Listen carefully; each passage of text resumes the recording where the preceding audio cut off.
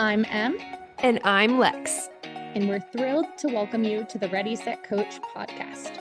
Now, we're not just your hosts. We're also mamas, entrepreneurs, coaches, friends, and co-founders of the Ready, Set, Coach community.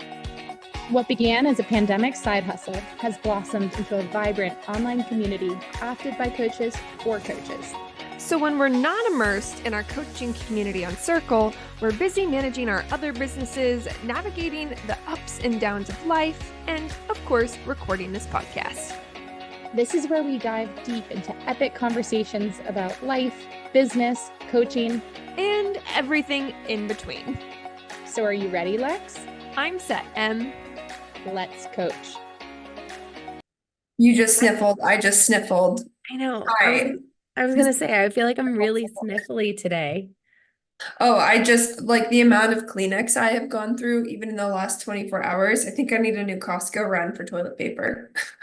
And you really understand at that moment, like, it's important to invest in the soft toilet paper, especially when you're blowing your nose on it. Mm-hmm. Don't you think? Like, Sure. you can tell, like, the chafing of your nose depended on what your idea of good toilet paper was the last season of toilet paper buying. 100%. I've deemed this sickness the daycare cold because I think I've only not been sick like 1 week this year. So it's just the new normal and it's ongoing and it just Yeah. is some weeks and not as worse other weeks, but I don't think it's ever gone away. I completely agree. I was telling Greg, I was like, I don't like being sick because I feel weak. Like I'm one of those people that like when I'm sick, I'm weak. And then if I'm weak, then no one wants to keep me on the island. And then I'm gonna be voted off the island and die. Probably survival of the fittest. Is that messed up though? I'm like, he's like What's that book we read with the Lord of the Flies. Thank you, yeah. Yeah. Yeah, I know exactly what you're See, talking about. whereas me, I've been so sick my whole life. It's just Yeah. like I'm okay. So you know who I remind myself of in Mm. an adjacent way? Quick squirrel. If you guys don't know this about Em and I, but we're big readers. If you're longtime listeners, you should know that. But Yeah. I think you finished all the Fourth Wing books. Is that Oh right? yeah. Oh, you Yeah. haven't So yet, I'm in right? book 2. If you have not read the Fourth Wing and you like fantasy, Yeah. crap, run. Don't walk. I'm obsessed. But Violet Sorrengail, however you say her name. I'm so excited you're quoting this. Yes. Well, she says, and I mean, we're adjacent but different. She says Yeah. something I was reading last night, like, little do they know, like, I always live my whole life in pain. And I was like, oh, I kind of feel like, oh, little do they know, like, I'm always sick. So, anyways. I thought you would relate to her a lot. I actually thought of you, in that she like struggles through pain a lot. This is now a therapy session for Alex and I. But she struggles through pain a lot, but she's so much stronger than a lot of people give her credit for. They're like, oh, like her bones are gonna break, or this is happening. It's a real diagnosis, supposedly. I Googled it.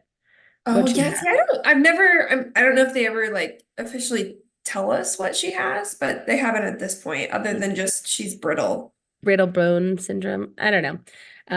Anyhow, yeah, that's very, very, very fun stuff there. But Lex, She is not a failure. she's not a failure. She is. Are you gonna do it? Just do it. I just kind of felt protective and wanted to steal it back because I saw you were about to do Do it. it. And No, I jumped do in it. and I'm like, Do it, Lex. it's my turn. It's my turn. Violet is not a failure. However, we have seen failures. Oh God, here we Just go. saying, no one is a failure, but we have seen other coaches, quote unquote, by definition, fail Mm-hmm. at having a coaching business. And today we're going to dive into 5 different reasons or 5 different diagnoses, things that we think led to their demise. Oh my God, that was so violent. That was dark. Out of their device. I'm gonna take like a golden retriever spin on this and just like sprinkle this within. But I think while we're gonna talk about their demise, we're gonna talk about your opportunity as a coach to succeed and fill the gaps that these people may have missed. Yeah, because they died Oh my on God. the parfait in Fourth Wing. Were they fired by a dragon? Is this Yes, they got wait, blown up by we a should dragon. our next episode should really just be in metaphor about Fourth Wing. You liked it better than a Court of Thorn and Roses, you said. I think so. I It's so know. hard because I'm so in it right now. I do like it better than the Throne of Glass series. Hmm. That one I could put down. There were elements of Kotar, Court of Thorn and Roses. There were moments and books where I couldn't put it down. I felt like the whole Fourth Wing first book I couldn't put down. So Lexi finished this book in like a day, and that's not wild. your normal reading. I mean, I was in Mexico, so I had the Still. time, and I tapped my husband. I'm like, nope, you have to keep watching our child because like there's a dragon right now, and he's doing this, and like I can't stop, won't stop. Okay. Okay. One of my Scroll. girlfriends, her husband read the book and was obsessed with it too. I was like, oh, a guy's into this. I feel like, yeah. The only reason I'm chopping our squirrel is every month, guys, we host a mix and mingle for the Ready Set Coach community. If you are not in our community, what are you doing with your life? And that mix and mingle is going down in 21 minutes. So we need to make sure this podcast is wrapped up before then. So let's dive right in. What is one reason we've seen a coach fail? I don't know. What's the reason? No, I'm just kidding. I'm asking you. I'm kidding. I kid. Sorry, guys. We just came off other stuff. Well, I think one of the biggest things, and this is actually probably the number one reason we've seen people not succeed, is their mindset, and specifically embracing or embodying like a scarcity mindset encompassed with desperate energy. So for example, being like, if this doesn't work, I'm a failure, using those words. So really walking into it like already kind of destining themselves to be failures. Also, kind of like, how do I say it? In terms of scarcity, just like nickeling and diming everything, referencing their bank account, referencing how much money they don't have, referencing like, I need to make a client sale or something awful happens. I think too, what we've seen when people are truly in scarcity mindset, they run and grasp onto excuses left and right. So an excuse might be, oh, well, they can't afford me, or oh, my prices are too high, or oh, no one needs this right now. Like there's always an excuse available for them to grasp onto to like tough love, make them feel better about what's going down. When actually like Emily's golden retriever spin earlier is the opposite of that. That was her taking, I mean, I wasn't trying to be, it's not directly related, but like she's reframing, right? My demise into something positive. And there are so many people, it is so common for people to not do that in coaching. Yeah, no, 100%. We're not trying to scare you or whatnot, but in terms of mindset, I think the reframe of the scarcity mindset would be like giving yourself an abundance mindset or a magnetic mindset and approaching your selling process and approaching your coaching business with openness versus that fear and doom and gloom. Hey everyone, Lex here. And Em. And if you haven't heard, we did something pretty darn cool. We sure did. We launched a completely free community built specifically for coaches. Say it again for the people in the back. We launched a free community for coaches. Tell them quickly who it's for and what we're doing inside, Lex. Sure thing. So it's for anyone from the coaching curious to side hustlers to coaches ready to scale. And through the virtual platform that we've built, we've created a safe and fun space to learn, launch, grow, connect, ideate, collaborate, vent, and evolve together. Nailed it, Lex. Now, while it's free, you must apply in order to gain a free membership. You know, so we can make sure everyone inside is awesome, like us. Apply today at readysetcoachcommunity.com. And let's put desperate energy a little bit more because I think, there's a very real factor behind the scenes. Let's say you left your job and you really do need to pay rent. And so that that is a reality, right? Like if you don't get clients, you don't have income, you can't pay your bills. And we are not lessening that at all.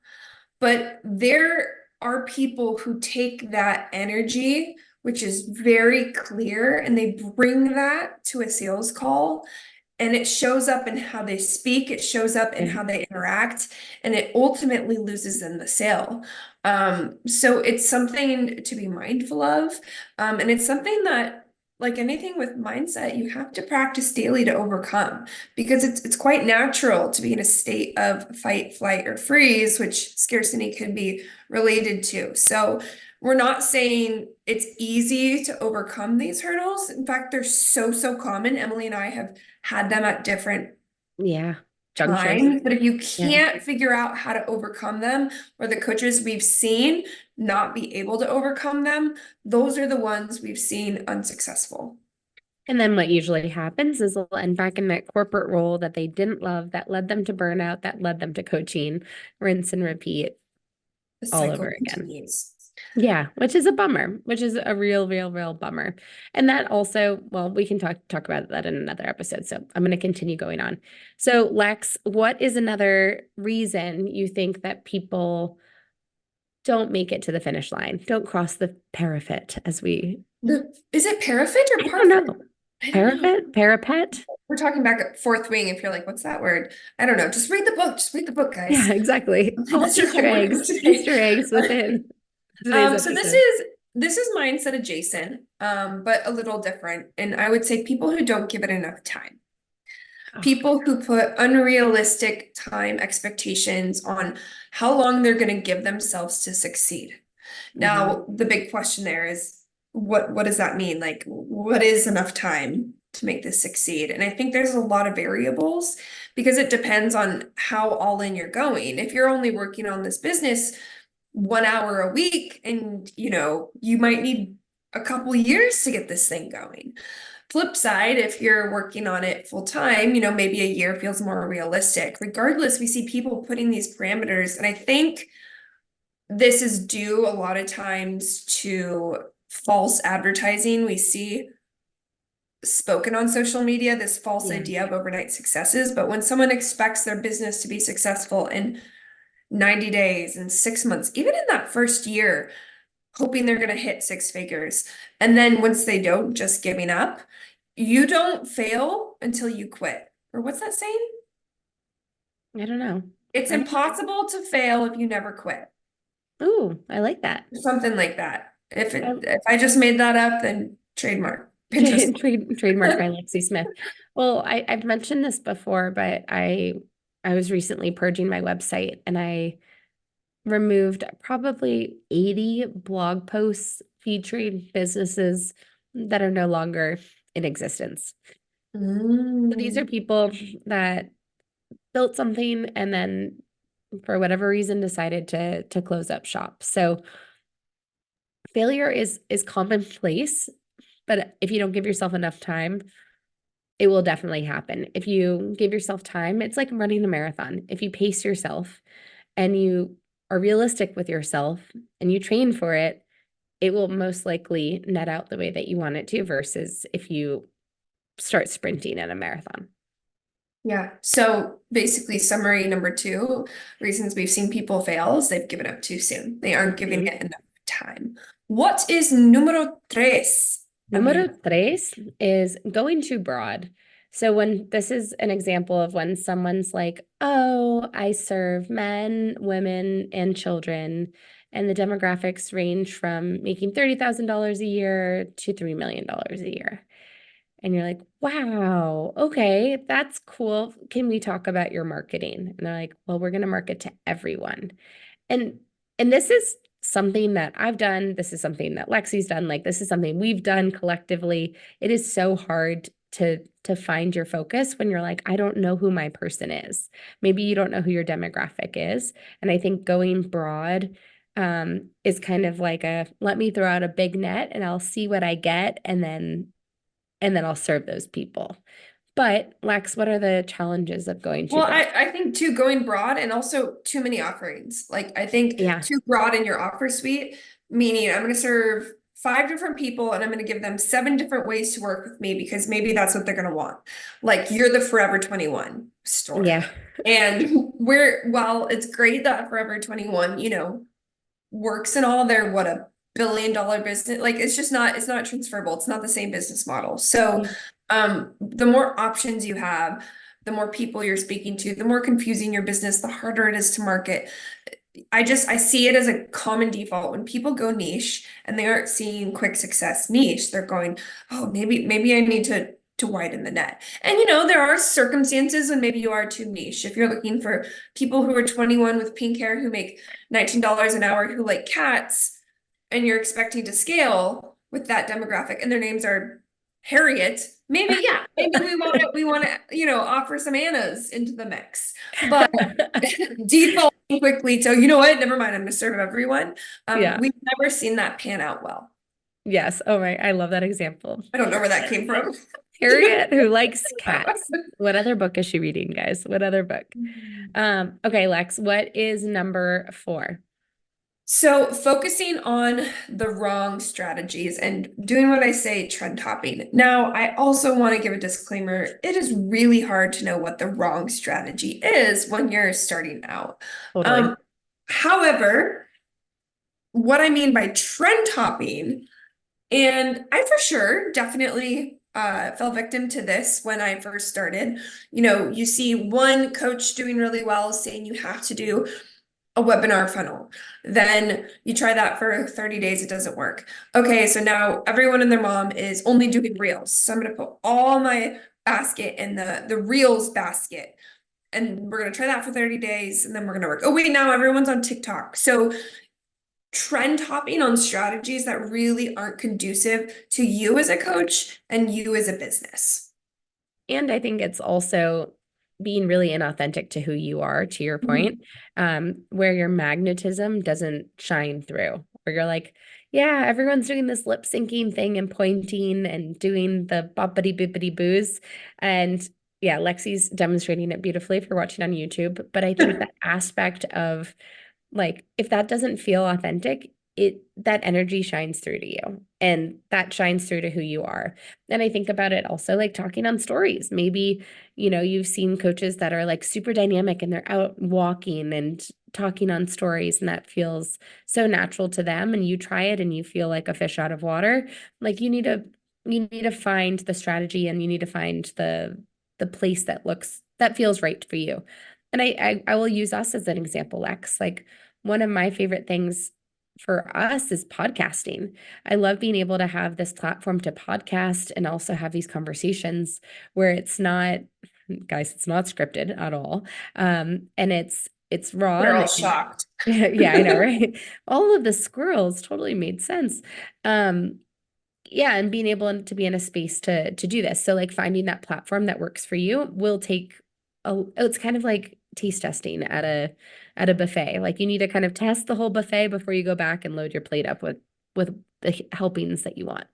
And to give a little plug, you know, if you're listening to this anytime before May 13th, and you're someone who has been trend hopping a lot on social media and it's just not working, really like genuinely encourage you to check out the conference we're hosting on May 13th. We're going to teach you how to find clients in 3 different ways that aren't social media. And they're the exact ways that Emily and I have used and feel good to us to find our clients. And they fall under the buckets of PR, events, and strategic networking. So if you're looking for new ways to generate leads, again, highly encourage you to check that out. You can go to our website. It's readysetcoachcommunity.com/clients. Okay, so that was number 4. So focusing on the wrong strategies and trend hopping. What is the 5th reason we've seen other coaches fail? Lex, you actually just did a great plug for it, but it's refusing to show up and sell and leverage what they have. So I kid you not, we have experienced and met incredible, talented, bright coaches who have so much potential, who are really resistant to selling and really, really resistant to showing up. And we just mentioned for strategies and broad and scarcity mindset and all of the things, like we don't love social media. We don't love, there's a lot of things that we don't love, but there's still this aspect of showing up to some capacity that we have done. So this is when we say not showing up, these people are like hard no on sending newsletters. They're a hard no on networking. They're a hard no on posting on social media. What are they hard no's on? Or they'll post once and they feel like, oh, any more than once, and now I'm spamming everyone. I don't want to be spammy. Exactly. I don't want to be a salesperson. We say this all the time. You can be a phenomenal coach. That doesn't necessarily make you a phenomenal marketer or business person, unfortunately. 1,000%. 1,000% agree. And I think there's this aspect of like, you have this incredible gift to give to the world, but you're not leveraging it in a strategic way to invite people in to experience the gift that you have to offer. So to wrap this up, because again, plug for the community, we have to go to this mix and mingle we're hosting, and there's going to be a lot of people mixing and mingling. I have 2 pieces of homework for you guys. The first, most important piece is to read Fourth Wing. And give us a book report and also your thoughts. And yes. Thoughts. The second piece is I want you to tune in to if you felt called out at any point today. Was there anything we said where you kind of like squirmed in your seat if you're driving, or maybe eye twitched as you're folding laundry? Take that as maybe an indication to see if there's something you're doing, if you're doing something you're getting in your own way here. And lovingly, once you call it out, then you can address it. Ooh, I feel called out, Lex. Would we call you out on? Everything. Yeah. We're not preaching things, we're not perfect humans either. So this is also a good reminder for us. I think we can go through seasons where we're really good at showing up, and then there's a season where honestly we haven't been so great, the last so it's a cycle. Yeah. Okay, but we can rise together. Exactly. And let's get our dragons and get on our dragon and fight the fight. Wow. I will see you the next time on the Ready, Set Coach podcast. If you're enjoying the Ready, Set, Coach podcast, please leave a review wherever you are listening. For more information about Ready, Set, Coach, visit readysetcoachprogram.com.